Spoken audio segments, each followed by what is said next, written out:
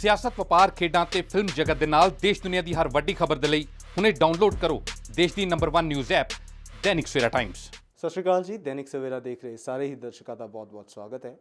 ਕੋਵਿਡ-19 ਦੇ ਕਾਰਨ ਕਾਫੀ ਲੋਕਾਂ ਨੂੰ ਦਿੱਕਤਾਂ ਆਈਆਂ ਨੇ, ਜਿਸ ਤੋਂ ਬਾਅਦ ਸਿਰਫ ਕੋਈ ਇੱਕ ਆਵਾਜਾਈ ਹੀ ਨਹੀਂ ਬਲਕਿ ਲੋਕਾਂ ਦੀ ਇਨਕਮ ਯਾਨੀ ਕਿ ਉਹਨਾਂ ਦੇ ਕੰਮਕਾਰ ਨੂੰ ਵੀ ਕਾਫੀ ਜ਼ਿਆਦਾ ਸਹਿਣਾ ਪਿਆ ਹੈ। ਇੱਕਦਮ ਠੱਪ ਲੱਗ ਗਿਆ ਹੈ ਜਿਸ ਦੇ ਉੱਤੇ ਲੋਕਡਾਊਨ ਕਾਰਨ।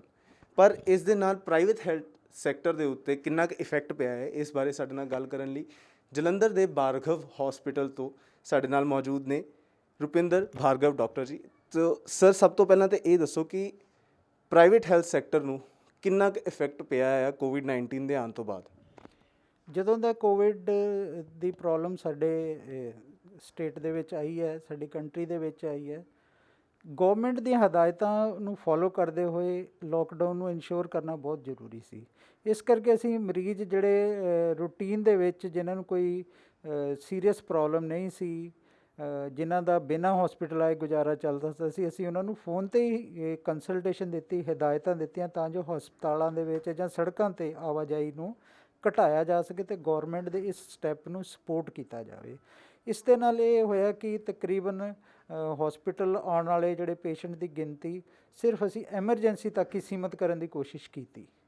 ਪਰ ਅਸੀਂ ਇਲੈਕਟਿਵ ਪੇਸ਼ੈਂਟ ਜਿਨ੍ਹਾਂ ਨੂੰ ਜੇ ਕੋਈ ਦਿੱਕਤ ਹੈ ਉਹਨਾਂ ਨੂੰ ਵੀ ਅਸੀਂ ਐਂਟਰਟੇਨ ਕੀਤਾ। ਪਰ ਇਸ ਦਾ ਅਸਰ ਇਹ ਹੋਇਆ ਕਿ ਤਕਰੀਬਨ 70 ਤੋਂ 80% ਪੇਸ਼ੈਂਟ ਫੁੱਟਫਾਲ ਜਿਹੜਾ ਘਟ ਗਿਆ। ਪਹਿਲਾ ਮਹੀਨਾ ਗੌਰਮੈਂਟ ਦੀ ਹਦਾਇਤ ਨੂੰ ਫੋਲੋ ਕਰਨ ਦੇ ਲਈ ਇਹ ਬਹੁਤ ਹੀ ਜ਼ਰੂਰੀ ਸੀਗਾ। ਤੋ ਇਸ ਦੇ ਨਾਲ ਅਸੀਂ ਇਹ ਕਹਾਂਗੇ ਕਿ ਨੈਚੁਰਲੀ ਜਦੋਂ ਫੁੱਟਫਾਲ ਘਟਦਾ ਅਤੇ ਹਸਪੀਟਲ 'ਤੇ ਵੀ ਜਿਹੜੀ ਕਲੈਕਸ਼ਨਸ ਹੈ ਉਹ 20% ਤੱਕ ਰਹਿ ਜਾਂਦੀ ਹੈ, ਇਸ ਤੋਂ ਵੀ ਘਟ ਜਾਂਦੀ ਹੈ ਕਈਆਂ ਦੀ। ਪਰ ਅਸੀਂ ਇਹਨੂੰ ਗੌਰਮੈਂਟ ਦੇ ਨਾਲ ਮੋਢੇ ਨਾਲ ਮੋਢਾ ਲਾ ਕੇ ਚੱਲਣ ਵਾਲਾ ਇੱਕ ਐਫਰਟ ਮੰਨਦੇ ਹਾਂ। ਅਸੀਂ ਇਸ ਚੀਜ਼ ਨੂੰ ਇਹ ਨਹੀਂ ਸਮਝਦੇ ਕਿ ਸਾਡਾ ਨੁਕਸਾਨ ਹੋ ਗਿਆ ਜੇ ਹੋਇਆ, ਕਿਉਂਕਿ ਲੌਂਗ ਰਨ 'ਤੇ ਸਾਡੀ ਵੀ ਕੋਸ਼ਿਸ਼ ਹੈ ਕਿ ਪਬਲਿਕ ਤੰਦਰੁਸਤ ਰਹੇ। ਇਹ ਨਹੀਂ ਕਿ ਹਸਪੀਟਲਾਂ ਦੇ ਵਿੱਚ ਜੇ ਕੋਈ ਬਹੁਤ ਵੱਡੀ ਪ੍ਰੋਬਲਮ ਨਹੀਂ ਤਾਂ ਦੌੜ ਕੇ ਆ ਕੇ ਘਬਰਾ ਕੇ ਆ ਕੇ ਹੋਰ ਨਵੀਆਂ ਬਿਮਾਰੀਆਂ ਜਾਂ ਕੋਵਿਡ ਦੇ ਵਿੱਚ ਫਸ ਜਾਣ। ਸਰ, ਇਸੇ ਦੇ ਚੱਲਦਿਆਂ ਪੇਸ਼ੈਂਟਸ ਵੱਲੋਂ ਤੁਹਾਨੂੰ ਕਿਹੜੀਆਂ ਦਿੱਕਤਾਂ ਸੁਣਨ ਨੂੰ ਮਿਲੀਆਂ ਕਿ ਪੇਸ਼ੈਂਟਸ ਨੂੰ ਨਵੀਆਂ ਦਿੱਕਤਾਂ ਕੀ ਆ ਰਹੀਆਂ ਨੇ? ਕਿਉਂਕਿ ਕਰਫਿਊ ਲੱਗ ਚੁੱਕਾ ਸੀਗਾ, ਕਾਫੀਆਂ ਨੂੰ ਇਹ ਵੀ ਦਿੱਕਤ ਆਈ ਹੋਏਗੀ ਕਿ ਆਉਣ ਨਹੀਂ ਦਿੱਤਾ ਜਾ ਰਿਹਾ, ਅਤੇ ਉਸ ਚੀਜ਼ ਨੂੰ ਕਿਸ ਤਰੀਕੇ ਦੇ ਨਾਲ ਤੁਸੀਂ ਰਿਜ਼ੋਲਵ ਕੀਤਾ? ਪੇਸ਼ੈਂਟ ਵੀ ਇਸ ਸਮੱਸਿਆ ਨੂੰ ਇੱਕਦਮ ਸਮਝ ਨਹੀਂ ਪਾਏ। ਮੈਂ ਤਾਂ ਇਹ ਕਹਾਂਗਾ ਕਿ ਉਹ ਅਵੇਅਰਨੈਸ ਜਾਂ ਇਸ ਚੱਕਰ ਦੇ ਵਿੱਚ ਉਹ ਇਹਨਾਂ ਨੂੰ ਵੀ ਇੱਕ ਨੋਰਮਲ ਹਾਲਾਤ ਹੀ ਸਮਝਦੇ ਰਹੇ ਵੀ ਛੋਟੀ ਵੀ ਤਕਲੀਫ ਹੈ ਤਾਂ ਉਹ ਕਹਿੰਦੇ ਵੀ ਹਸਪਤਾਲ ਅਸੀਂ ਜਾਣਾ ਹੀ ਜਾਣਾ, ਜਿਨ੍ਹਾਂ ਨੂੰ ਅਵੋਇਡ ਕੀਤਾ ਜਾ ਸਕਦਾ ਸੀ। ਸੋ ਇਹਨਾਂ ਪੇਸ਼ੈਂਟ ਨੂੰ ਇਹ ਲੱਗਾ ਕਿ ਸ਼ਾਇਦ ਪ੍ਰਾਈਵੇਟ ਹਸਪਤਾਲ ਵਾਲੇ ਜਾਣ ਕੇ ਨਹੀਂ ਦੇਖ ਰਹੇ, ਜਦ ਕਿ ਜੇ ਅਸੀਂ ਸੈਂਟਰ ਗੌਰਮੈਂਟ ਦੇ ਰੂਲ ਦੇਖਿਆ ਜਾਵੇ ਤਾਂ ਉਹਨਾਂ ਨੇ ਸਾਰੇ ਜਿਹੜੇ ਵੱਡੇ ਹਸਪਤਾਲ ਈਵਨ ਗੌਰਮੈਂਟ ਵਾਲੇ ਵਿੱਚ ਵੀ ਜਿਹੜਾ ਇਲੈਕਟਿਵ ਕੰਮ ਨੂੰ ਕਰਨ ਦੀ ਮਨਾਹੀ ਕੀਤੀ ਸੀ ਤਾਂ ਜੋ ਗੈਦਰਿੰਗ ਭੀੜ ਨੂੰ ਅਵੋਇਡ ਕੀਤਾ ਜਾ ਸਕੇ। ਤਾਂ ਸਭ ਤੋਂ ਵੱਡੀ ਜਦੋਂ ਲੋਕਡਾਊਨ ਆਈ ਤਾਂ ਲੋਕਾਂ ਨੂੰ ਇਹ ਸਮਝਾਉਣ ਵਿੱਚ ਸਾਨੂੰ ਬਹੁਤ ਦਿੱਕਤ ਆਈ, ਅਤੇ ਇਸ ਕਰਕੇ ਸਾਨੂੰ ਲੱਗਾ ਕਿ ਕਈ ਵਾਰ ਪੇਸ਼ੈਂਟ ਇਹ ਲੱਗ ਰਿਹਾ ਕਿ ਅਸੀਂ ਜਾਣਬੁੱਝ ਕੇ ਨਹੀਂ ਕਰ ਰਹੇ। ਉਸ ਤੋਂ ਬਾਅਦ ਦੂਜਾ ਕਰਫਿਊ ਲੱਗਣ ਦੇ ਨਾਲ ਜਦੋਂ ਸਿਟੀ ਦੇ ਵਿੱਚ ਲੋਕਡਾਊਨਸ ਹੋ ਗਈਆਂ, ਜਿਹੜਾ ਸ਼ਹਿਰੋਂ ਬਾਹਰ ਆਉਣ ਵਾਲੇ ਮਰੀਜ਼ ਸੀਗੇ ਜਾਂ ਦੂਜੇ ਸਟੇਟਸ ਤੋਂ, ਜਿਸ ਤਰ੍ਹਾਂ ਸਾਡੇ ਪੰਜਾਬ ਦੇ ਵਿੱਚ ਹਿਮਾਚਲ ਤੋਂ ਬਹੁਤ ਪੇਸ਼ੈਂਟਸ ਆਉਂਦੇ ਆ, ਉਹਨਾਂ ਨੂੰ ਬਹੁਤ ਤਕਲੀਫਾਂ ਆਈਆਂ। ਜਿਹੜੇ ਬਹੁਤ ਜ਼ਰੂਰੀ ਸੀ ਦੂਸਰੇ ਸਟੇਟਸ ਤੋਂ ਇਹਨਾਂ 'ਚ ਆਉਣ 'ਚ ਬਹੁਤ ਦਿੱਕਤ ਸੀ। ਫਿਰ ਵੀ ਸਰਕਾਰ ਨੇ ਜਾਂ ਪੁਲਿਸ ਮੁਲਾਜ਼ਮਾਂ ਨੇ ਹੈਲਪ ਕੀਤੀ, ਜਿਨ੍ਹਾਂ ਦੇ ਕੋਲ ਹਸਪੀਟਲ ਦੀ ਇੱਕ ਵੈਲਿਡ ਪ੍ਰੋਪਰ ਫਾਈਲ ਸੀ ਉਹਨਾਂ ਨੇ ਭੇਜਿਆ। ਮੇਰੇ ਕੋਲ ਜੇ ਪੁੱਛੋਗੇ ਤਾਂ ਕਿਉਂਕਿ ਮੈਂ ਇੱਕ ਕੈਂਸਰ ਦਾ ਇਲਾਜ ਕਰਦਾ, ਕਿ ਮੇਰੇ ਪੇਸ਼ੈਂਟਸ ਜਿਨ੍ਹਾਂ ਨੂੰ ਵੀ ਕਿਸੇ ਨੂੰ ਕੀਮੋਥੈਰੇਪੀ ਚੱਲਦੀ ਸੀ ਜਾਂ ਜਿਨ੍ਹਾਂ ਦਾ ਆਪਰੇਸ਼ਨ ਬਹੁਤ ਜ਼ਰੂਰੀ ਸੀ, ਉਹਨਾਂ ਨੂੰ ਐਡਮਿਨਿਸਟ੍ਰੇਸ਼ਨ ਨੇ ਜਾਂ ਪੁਲਿਸ ਕਰਮੀਆਂ ਨੇ ਉਹਨਾਂ ਦੇ ਨਾਲ ਪੂਰਾ ਸਾਥ ਦਿੱਤਾ, ਅਤੇ ਮੇਰੇ ਪਹਿਲੇ ਵਾਰ ਫਾਈਲਾਂ ਦੇਖ ਕੇ ਉਹ ਆਉਂਦੇ ਰਹੇ ਅਤੇ ਉਹਨਾਂ ਦੇ ਇਲਾਜ ਦੇ ਵਿੱਚ ਕੋਈ ਰੁਕਾਵਟ ਨਹੀਂ ਆਈ। ਅਤੇ ਸਰ, ਇਸ ਦੇ ਚੱਲਦਿਆਂ ਲੋਕਾਂ ਦੇ ਵਿੱਚ ਖਾਸ ਤੌਰ 'ਤੇ ਕੈਂਸਰ ਪੇਸ਼ੈਂਟਸ ਦੇ ਵਿੱਚ ਕਿੰਨਾ ਕੁ ਇਜ਼ਾਫਾ ਹੋਇਆ ਜਾਂ ਘਾਟਾ ਹੋਇਆ, ਅਤੇ ਕਿੰਨਾ ਕੁ ਉਹਨਾਂ ਦੇ ਵਿੱਚ ਮੈਂਟਲ ਸਟਰੈਸ ਵਧਿਆ? ਕੈਂਸਰ ਦੇ ਮਰੀਜ਼ਾਂ 'ਚ ਇਜ਼ਾਫਾ ਦੇ ਬਾਰੇ ਅਸੀਂ ਨਹੀਂ ਕੁਛ ਕਹਿ ਸਕਦੇ, ਕਿਉਂਕਿ ਬਹੁਤ ਜਿਸ ਤਰ੍ਹਾਂ ਬੇਸਿਕ ਟੈਸਟ ਹੁੰਦੇ ਕੈਂਸਰ ਨੂੰ ਡਾਇਗਨੋਜ਼ ਕਰਨ ਦੇ ਲਈ ਜਾਂ ਹਸਪਤਾਲ 'ਤੇ ਆਉਣ ਦੇ ਲਈ ਜਿਹੜੀ ਜ਼ਰੂਰਤ ਹੁੰਦੀ ਹੈ, ਜਿਹੜੇ ਅਨਡਾਇਗਨੋਜ਼ ਕੇਸ ਸੀ ਤਾਂ ਉਹ ਹਸਪਤਾਲ ਪਹੁੰਚ ਹੀ ਨਹੀਂ ਸਕੇ। ਤੋ ਔਰ ਕਈ ਟੈਸਟ ਜ਼ਰੂਰੀ ਹੁੰਦੇ ਆ, ਜਾਂ ਜਿਹਨੂੰ FNAC ਕਹਿੰਦੇ, ਬਿਓਪਸੀਜ਼ ਕਹਿੰਦੇ, ਜਾਂ ਕਈ ਵਾਰ ਛੋਟਾ ਮੋਟਾ ਆਪਰੇਸ਼ਨ ਕਰਕੇ ਸਾਨੂੰ ਪੀਸ ਲੈਣਾ ਪੈਂਦਾ ਜਾਂ ਪ੍ਰੋਸੀਜਰਸ ਕਰਨੇ ਪੈਂਦੇ, ਉਹ ਨਾ ਹੋਣ ਕਰਕੇ ਨਵੇਂ ਪੇਸ਼ੈਂਟ ਤਾਂ ਅਸੀਂ ਕਵਾਂਗੇ ਉਹ ਆ ਨਹੀਂ ਸਕੇ ਹਾਲੇ ਵੀ ਹਸਪਤਾਲਾਂ ਦੇ ਵਿੱਚ, ਉਹਨਾਂ 'ਚੋਂ ਬਹੁਤ ਘੱਟ ਗਿਣਤੀ ਦੇ, ਮੈਂ ਕਹੂੰਗਾ 10 ਤੋਂ 15% ਹੀ ਲੋਕ ਆ ਸਕੇ। ਪਰ ਕੈਂਸਰ ਦੇ ਉਹ ਪੇਸ਼ੈਂਟ ਜਿਹੜੇ ਇੱਕਦਮ ਡਾਇਗਨੋਜ਼ ਹੋਏ ਅਤੇ ਐਡਵਾਂਸ ਸਟੇਜ ਸੀ, ਉਹ ਜ਼ਰੂਰ ਹਸਪਤਾਲ ਦੇ ਵਿੱਚ ਪਹੁੰਚੇ ਅਤੇ ਉਹਨਾਂ ਤੋਂ ਪਤਾ ਲੱਗਿਆ। ਹਾਲੇ ਇਹ ਕਹਿਣਾ ਬਹੁਤ ਮੁਸ਼ਕਿਲ ਹੈ ਕਿ ਕੈਂਸਰ ਦਾ ਵਾਧਾ ਹੋ ਗਿਆ। ਹਾਲੇ ਇਹ ਅਗਲੇ 1-2 ਮਹੀਨਿਆਂ ਦੇ ਵਿੱਚ ਜਦੋਂ ਸਾਰੇ ਹਸਪਤਾਲ ਪ੍ਰੋਪਰ ਤਰੀਕੇ ਨਾਲ, ਲੈਬੋਰਟਰੀਜ਼ ਪ੍ਰੋਪਰ ਤਰੀਕੇ ਨਾਲ ਫੰਕਸ਼ਨ ਕਰਨ ਲੱਗ ਪੈਣਗੀਆਂ ਐਂਡ ਮਰੀਜ਼ਾਂ ਦਾ ਵਿੱਚ ਵੀ ਕੌਨਫੀਡੈਂਸ ਆਏਗਾ, ਕਿਉਂਕਿ ਨਵੇਂ ਪੇਸ਼ੈਂਟ, ਨਵੇਂ ਡਾਇਗਨੋਜ਼ ਵਾਲੇ ਪੇਸ਼ੈਂਟ ਘਰੋਂ ਨਿਕਲਣ 'ਚ ਹਾਲੇ ਉਨੀ ਹਿੰਮਤ ਨਹੀਂ ਕਰ ਰਹੇ। ਤੇ ਸਰ ਦੂਸਰੇ ਪਾਸੇ ਜੇਕਰ ਅਸੀਂ ਗੱਲ ਕਰੀਏ ਕਿ ਇੱਕ ਪ੍ਰਾਈਵੇਟ ਹੈਲਥ ਸੈਕਟਰ ਨੂੰ ਫਾਈਨੈਂਸ਼ੀਅਲੀ ਬਹੁਤ ਧੱਕਾ ਲੱਗਾ ਹੈ, ਭਾਵੇਂ ਉਹ ਹੈਲਥ ਸੈਕਟਰ ਹੈ ਜਾਂ ਕੋਈ ਵੀ ਸੈਕਟਰ ਹੈ, ਉਸ ਨੂੰ ਇੱਕ ਬੜੀ ਵੱਡੀ ਰੋਕ ਲੱਗ ਗਈ ਹੈ ਕਿਉਂਕਿ ਲੋਕਡਾਊਨ ਦੇ ਕਾਰਨ ਕਾਫੀ ਕੰਮਕਾਰ ਬਿਲਕੁਲ ਹੀ ਠੱਪ ਹੋ ਚੁੱਕੇ ਨੇ। ਅਤੇ ਫਾਈਨੈਂਸ਼ੀਅਲੀ ਹੌਸਪੀਟਲਸ ਨੂੰ ਕਿੰਨਾ ਕੁ ਨੁਕਸਾਨ ਜਾਂ ਕਿੰਨਾ ਕੁ ਇੱਕ ਦੂਸਰੇ ਨੂੰ ਸਪੋਰਟ ਕੀਤਾ ਗਿਆ ਹੈ? ਜਦੋਂ 80% ਤੁਹਾਡੀ ਫੁੱਟਫਾਲ ਪੇਸ਼ੈਂਟ ਦਾ ਘੱਟ ਹੋ ਜਾਏ ਤਾਂ ਨੈਚੁਰਲੀ ਤੁਹਾਡਾ ਆਲਮੋਸਟ 80% ਤੁਹਾਡੀ ਜਿਹੜੀ ਕਲੈਕਸ਼ਨਸ ਡਾਊਨ ਹੋ ਜਾਂਦੀਆਂ ਹੈ, ਤਾਂ ਲੋਸ ਤਾਂ ਹੌਸਪੀਟਲ ਨੂੰ 70 ਤੋਂ 80% ਤੱਕ ਹੋਇਆ ਹੀ ਹੈ।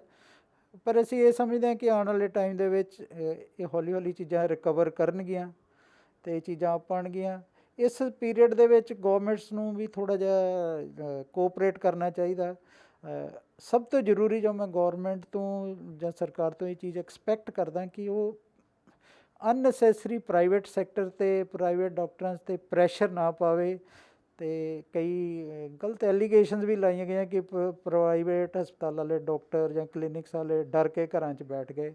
ਇਸ ਤਰ੍ਹਾਂ ਦੀ ਕੋਈ ਗੱਲ ਨਹੀਂ ਸੀ। ਮੈਨੂੰ ਨਹੀਂ ਲੱਗਦਾ ਕਿ ਕਿਸੇ ਵੀ ਹਸਪਤਾਲ ਨੇ ਆਪਣੇ ਮਰੀਜ਼ਾਂ ਨੂੰ ਮਨ੍ਹਾ ਕੀਤਾ ਇਲਾਜ ਦੇ ਵਿੱਚ। ਉਹਨਾਂ ਦੀ ਉਸੇ ਤਰ੍ਹਾਂ ਹੀ ਸਾਡੇ ਹਸਪਤਾਲ 'ਚ ਕੈਂਸਰ ਦੇ ਮਰੀਜ਼ਾਂ ਦਾ ਇਲਾਜ ਹੋਇਆ, ਉਸੇ ਤਰ੍ਹਾਂ ਜਿਹਦੀ ਡਿਲੀਵਰੀ ਦੀ ਜ਼ਰੂਰਤ ਸੀ ਡਿਲੀਵਰੀ ਕੀਤੀ ਗਈ। ਹਾਂ, ਪਰ ਜਿਹੜੇ ਗੈਰ ਜ਼ਰੂਰੀ ਇਲਾਜ ਸੀ, ਜਿਨ੍ਹਾਂ ਨੂੰ ਇਮੀਡੀਏਟ ਇਲਾਜ ਦੀ ਜ਼ਰੂਰਤ ਨਹੀਂ, ਜੇ ਸਿੰਪਲ ਤੌਰ 'ਤੇ ਲੈ ਜਾਓ, ਪਿੱਤੇ 'ਚੋਂ ਪੱਥਰੀ ਕੱਢਣੀ ਆ ਜਾਂ ਬੱਚੇਦਾਨੀ 'ਚ ਰਸੌਲੀਆਂ ਜਿਹੜੀਆਂ ਤੰਗ ਨਹੀਂ ਕਰ ਰਹੀਆਂ, ਇੱਦਾਂ ਦੇ ਆਪਰੇਸ਼ਨ ਅਸੀਂ ਜ਼ਰੂਰ ਡਿਲੇ ਕੀਤੇ ਆ ਵੀ ਹਾਲੇ ਥੋੜ੍ਹੀ ਦੇਰ ਰੁਕ ਲਓ ਹਾਲੇ, ਕਿਉਂਕਿ ਹੈਲਥ ਵੱਲੋਂ ਵੀ ਇਹਦੇ ਬਾਰੇ ਇਹਨਾਂ ਆਪਰੇਸ਼ਨ ਕਰਨ ਦੇ ਵਿੱਚ ਕਿੰਨੀ ਸੇਫਟੀ ਆ ਮਰੀਜ਼ਾਂ ਦੀ, ਅਸੀਂ ਹਾਲੇ ਸਾਨੂੰ ਪਤਾ ਨਾ ਹੋਣ ਕਰਕੇ ਅਸੀਂ ਇਹਨਾਂ ਚੀਜ਼ਾਂ ਨੂੰ, ਆਪਰੇਸ਼ਨਸ ਨੂੰ ਜਿਹੜੇ ਗੈਰ ਜ਼ਰੂਰੀ ਹੈ, ਜਿਨ੍ਹਾਂ ਨੂੰ ਇਮੀਡੀਏਟ ਜ਼ਰੂਰੀ ਨਹੀਂ, ਉਹਨਾਂ ਨੂੰ ਅਸੀਂ ਡਿਲੇ ਜ਼ਰੂਰ ਕਰਦੇ ਰਹੇ ਹਾਂ। ਪਰ ਆਉਣ ਵਾਲੇ ਟਾਈਮ ਦੇ ਵਿੱਚ ਜਿਸ ਤਰ੍ਹਾਂ ਅਸੀਂ ਸਾਰਿਆਂ ਨੇ ਤਿਆਰੀ ਕਰ ਲਈ ਆ, ਕਿਟਸ ਸਾਰਿਆਂ ਨੇ ਅਕਵਾਇਰ ਕਰ ਲਈਆਂ, ਜਿਹੜੇ ਕੋਵਿਡ ਦੇ ਨਹੀਂ ਵੀ ਪੇਸ਼ੈਂਟ ਹੈ, ਸਾਨੂੰ ਫਿਰ ਵੀ ਉਹਨਾਂ ਦੇ ਲਈ ਉਨੀ ਹੀ ਇਹਤਿਆਤ ਲੈਣੀ ਪੈ ਰਹੀ ਹੈ। ਆਪਣੇ ਸਟਾਫ ਨੂੰ ਆਪਰੇਸ਼ਨ ਵੇਲੇ ਜਾਂ ਉਹਦੇ ਡਿਲੀਵਰੀ ਵੇਲੇ ਉਹ ਸਾਰੀ ਮਾਸਕ, ਕਿਟਸ, ਫੇਸ ਸ਼ੀਲਡਸ ਪਾ ਕੇ ਅਸੀਂ ਉਸੇ ਤਰੀਕੇ ਨਾਲ ਅਸੀਂ ਡੀਲ ਕਰ ਰਹੇ ਹਾਂ ਐਂਡ ਇੰਸ਼ੋਰ ਕਰ ਰਹੇ ਹਾਂ ਕਿ ਹੌਸਪੀਟਲ ਦੇ ਵਿੱਚ ਭੀੜ ਨਾ ਲੱਗੇ। ਅਸੀਂ ਵੀ ਘੰਟੇ ਦੇ ਵਿੱਚ 5 ਤੋਂ ਲੈ ਕੇ 8 ਮਰੀਜ਼ਾਂ ਨੂੰ ਪਰ ਡਾਕਟਰ ਟਾਈਮ ਦੇ ਰਹੇ ਹਾਂ, ਟਾਈਮ ਨੂੰ ਡਿਸਟਰੀਬਿਊਟ ਕਰ ਰਹੇ ਹਾਂ। ਦੂਸਰਾ, ਅਸੀਂ ਹਦਾਇਤ ਦਿੰਦੇ ਹਾਂ ਪੇਸ਼ੈਂਟਸ ਨੂੰ ਵੀ ਉਹ ਕੋਸ਼ਿਸ਼ ਕਰਨ, ਕਿਉਂਕਿ ਇਹ ਹੁਣ ਇੱਕ ਬਦਲਿਆ ਹਾਲਾਤ ਹੈ। ਜਿਸ ਤਰ੍ਹਾਂ ਅਸੀਂ ਇੱਕ ਮਰੀਜ਼ ਦੇ ਨਾਲ 4 ਲੋਕ ਆ ਜਾਂਦੇ ਸੀ, ਉਹ ਆਉਣ ਤੋਂ ਅਵੋਇਡ ਕਰਨ, ਕੋਸ਼ਿਸ਼ ਕਰਨ ਇੱਕ ਮਰੀਜ਼ ਦੇ ਨਾਲ ਸਿਰਫ ਇੱਕ ਹੀ ਅਟੈਂਡੈਂਟ ਆਵੇ। ਇੱਕ ਹੋਰ ਹਦਾਇਤ ਕਿ ਆਪਣੀਆਂ ਜਿੰਨੀਆਂ ਵੀ ਪੁਰਾਣੀਆਂ ਰਿਪੋਰਟਾਂ ਉਹ ਇੱਕ ਅਲੱਗ ਲਿਫਾਫੇ 'ਚ ਪਾ ਕੇ ਰੱਖਣ, ਉਹ ਇੱਕੋ ਘਰ ਵੀ ਇੱਕੋ ਹੀ ਜਗ੍ਹਾ 'ਤੇ ਰੱਖਣ, ਜਿੱਥੇ ਇਹ ਨਹੀਂ ਕਿ ਸਾਰੇ ਬੰਦੇ ਹੱਥ ਲਾਉਂਦੇ ਰਹਿਣ, ਅਤੇ ਹਮੇਸ਼ਾ ਉਹਨੂੰ ਲੈ ਕੇ ਆਉਣ, ਲਿਆ ਕੇ ਫਿਰ ਉਸੇ ਤਰ੍ਹਾਂ ਸੰਭਾਲ ਕੇ ਰੱਖ ਦੇਣ।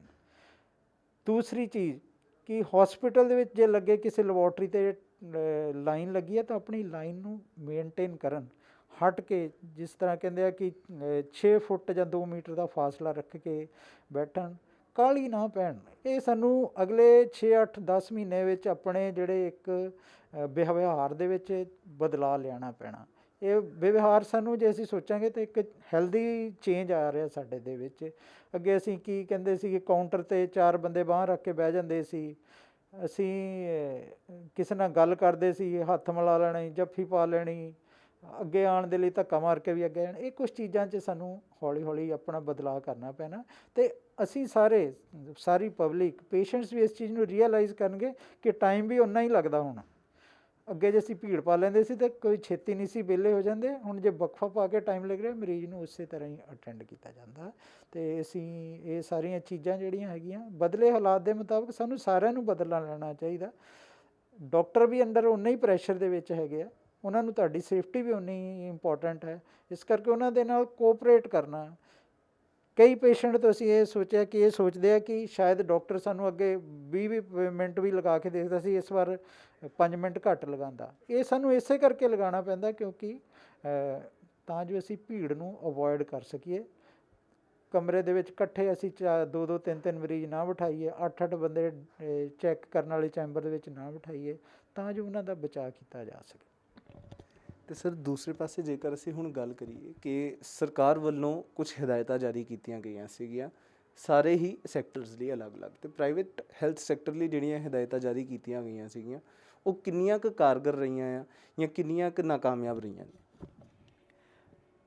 ਜੋ ਮੈਨੂੰ ਲੱਗ ਰਿਹਾ ਕਿ ਜਿਹੜੀ ਸਾਨੂੰ ਦਿੱਕਤ ਆ ਗਈ ਸ਼ੁਰੂ ਦੇ ਵਿੱਚ, ਅਸੀਂ ਲੋਕਡਾਊਨ ਦੇ ਵਿੱਚ ਵੀ ਬਾਵਜੂਦ ਵੀ ਕਰੋਨਾ ਨੂੰ ਰੋਕ ਨਹੀਂ ਸਕੇ। ਉਹਦੇ ਵਿੱਚ ਮੈਂ ਇਹ ਫੀਲ ਕਰਦਾ ਕਿ ਅਸੀਂ ਸ਼ੁਰੂ ਦੇ ਵਿੱਚ ਉਹਨਾਂ ਸਖਤੀ ਨਾਲ ਅਸੀਂ ਲੋਕ ਪਾਲਣ ਨਹੀਂ ਕਰ ਪਾਏ, ਨਾ ਪਬਲਿਕ ਔਰ ਨਾ ਬਾਕੀ ਲੋਕ। ਇਸ ਚੱਕਰ ਦੇ ਵਿੱਚ ਕਰੋਨਾ ਦੀ ਯਾਨੀ ਕਿ ਜਿਹੜੀ ਹੋ ਸਕਦਾ ਹੋਰ ਘਟ ਜਾਂਦੀ, ਚਾਹੇ ਅਸੀਂ ਦੀ ਰਫਤਾਰ ਰੋਕ ਲਈ ਹੈ ਪਰ ਉਹਨੂੰ ਘੱਟ ਨਹੀਂ ਕਰ ਪਾਏ। ਹੁਣ ਵੀ ਉਹੀ ਹਦਾਇਤਾਂ ਜੋ ਸ਼ੁਰੂ 'ਚ ਦਿੱਤੀਆਂ ਗਈਆਂ ਕਿ ਹਸਪਤਾਲ ਤਾਂ ਖੁੱਲ੍ਹੇ ਆ, ਪਰ ਇਹ ਪਬਲਿਕ ਨੇ, ਪੇਸ਼ੈਂਟਸ ਨੇ ਆਪ ਸੋਚਣਾ ਕਿ ਹਰ ਹਫਤੇ ਡਾਕਟਰ ਕੋਲ ਉਹੀ ਜਾਣਾ ਜ਼ਰੂਰੀ ਹੈ। ਜੇ ਉਹ ਡਾਕਟਰ ਤੁਹਾਨੂੰ ਮਹੀਨੇ ਦੀ ਦਵਾਈ ਲਿਖਦਾ ਤਾਂ ਮਹੀਨੇ ਬਾਅਦ ਆਓ, ਕਿਉਂਕਿ ਡਾਕਟਰ ਨੂੰ ਵੀ ਤੁਹਾਡੀ ਜਾਨ ਉਨੀ ਪਿਆਰੀ ਹੈ। ਸੋ ਇੱਕ ਇਸ ਤਰ੍ਹਾਂ ਦੇ ਵਿਵਹਾਰ ਦੇ ਵਿੱਚ ਬਦਲਾਵ ਲਿਆਉਣਾ ਹੀ ਪੈਣਾ। ਤੋ ਕਰਾਊਡਿੰਗ ਅਵੋਇਡ ਕਰਨੀ ਆ। ਜ਼ਰੂਰੀ ਨਹੀਂ ਵੀ ਇੱਕ ਛੋਟੀ ਜਿਹੀ ਤਕਲੀਫ ਦੇ ਲਈ ਹਸਪਤਾਲ ਅਸੀਂ ਭੱਜ ਲਈਏ। ਸਰਕਾਰ ਨੇ ਵੀ ਜਿੱਦਾਂ ਸ਼ੁਰੂ 'ਚ ਕਿਹਾ ਸੀ ਹਸਪਤਾਲ ਖੋਲ੍ਹੋ, ਹਸਪਤਾਲ ਤਾਂ ਖੁੱਲ੍ਹੇ ਹੀ ਸੀਗੇ, ਕਦੀ ਬੰਦ ਸੀਗੇ ਨਹੀਂ, ਪਰ ਇਲੈਕਟਿਵ ਚੀਜ਼ਾਂ ਜਿਹੜੀਆਂ ਗੈਰ ਜ਼ਰੂਰੀ ਚੀਜ਼ਾਂ ਉਹਨਾਂ ਲਈ ਅਸੀਂ ਡਿਲੇ ਕਰ ਰਹੇ ਸੀਗੇ ਵੀ ਦੇਰ ਬਾਅਦ ਆਓ। ਅਤੇ ਹੁਣ ਅਸੀਂ ਸਾਰੇ ਹਸਪਤਾਲ ਖੁੱਲ੍ਹੇ ਆ, ਬਟ ਫਿਰ ਵੀ ਪਬਲਿਕ ਨੂੰ ਮੈਂ ਕਹਾਂਗਾ ਕਿ ਇਹ ਜ਼ਿਆਦਾ ਇੰਪੋਰਟੈਂਟ ਉਹਨਾਂ ਦੇ ਲਈ ਕਿ ਭੀੜ ਨੂੰ ਅਵੋਇਡ ਕਰਨ, ਮਰੀਜ਼ ਦੇ ਨਾਲ 1 ਜਾਂ 2 ਅਟੈਂਡੈਂਟ ਤੋਂ ਜ਼ਿਆਦਾ ਨਾ ਆਉਣ ਅਤੇ ਪੂਰਾ ਡਿਸਿਪਲਿਨ ਫੋਲੋ ਕਰਨ। ਥਰਡ, ਭੀੜ ਦਾ ਹੀ ਇੱਕ ਹੋਰ ਅੰਗ ਹੈ ਕਿ ਅਸੀਂ ਕਈ ਵਾਰ ਦੇਖਦੇ ਹਾਂ ਕਿ ਅੱਗੇ ਵੀ ਰੂਟੀਨ ਸੀ, ਪੇਸ਼ੈਂਟ ਆ ਰਿਹਾ, ਵਾਰੀ ਨਹੀਂ ਆ ਰਹੀ ਤਾਂ ਉਹ ਖੜ੍ਹੇ ਹੋ ਕੇ ਕਦੀ ਕੰਟੀਨ 'ਤੇ ਖਾਣ ਲੱਗ ਪੈਂਦੇ ਸੀ ਡਰਿੰਕਸ, ਕਦੀ ਕੋਲਡ ਡਰਿੰਕ ਪੀ ਲਏ। ਇਹ ਚੀਜ਼ਾਂ ਨੂੰ ਅਵੋਇਡ ਕਰੋ, ਯਾਨੀ ਕਿ ਕਿਸੇ ਵੀ ਜਗ੍ਹਾ 'ਤੇ, ਨਾ ਲੈਬੋਰਟਰੀ 'ਤੇ, ਨਾ ਪਾਣੀ ਪੀਣ ਵਾਲੀ ਜਗ੍ਹਾ 'ਤੇ, ਨਾ ਕੰਟੀਨ 'ਤੇ ਕਿਸੇ ਤਰ੍ਹਾਂ ਦੀ ਭੀੜ ਨਾ ਲਾਓ। ਕੋਆਪਰੇਟ ਕਰਨ ਸਾਰਿਆਂ ਦਾ ਟਾਈਮ ਉਨਾ ਹੀ ਇੰਪੋਰਟੈਂਟ ਹੈ, ਕੋਈ ਵੀ ਚੀਜ਼ ਇਗਨੋਰ ਨਹੀਂ ਕੀਤੀ ਜਾਏਗੀ। ਇਸੇ ਤਰ੍ਹਾਂ ਇਹ ਸਮੱਸਿਆ ਹੌਲੀ ਹੌਲੀ ਖਤਮ ਹੋ ਜਾਣੀ ਹੈ, ਕਿਉਂਕਿ ਜਿਸ ਤਰ੍ਹਾਂ ਸਾਹਮਣੇ ਡਾਟਾ ਨਜ਼ਰ ਆ ਰਿਹਾ, ਕਰੋਨਾ ਦੀ ਇਨਫੈਕਸ਼ਨ ਤਾਂ ਜ਼ਰੂਰ ਹੈ, ਬਟ ਸਾਡੇ ਮੁਲਕ ਦੇ ਵਿੱਚ ਇਹਦੀ ਸਵੈਰਿਟੀ ਯਾਨੀ ਕਿ ਜਾਨਲੇਵਾ ਐਸਪੈਕਟ ਇਹਦਾ ਘੱਟ ਹੈਗਾ।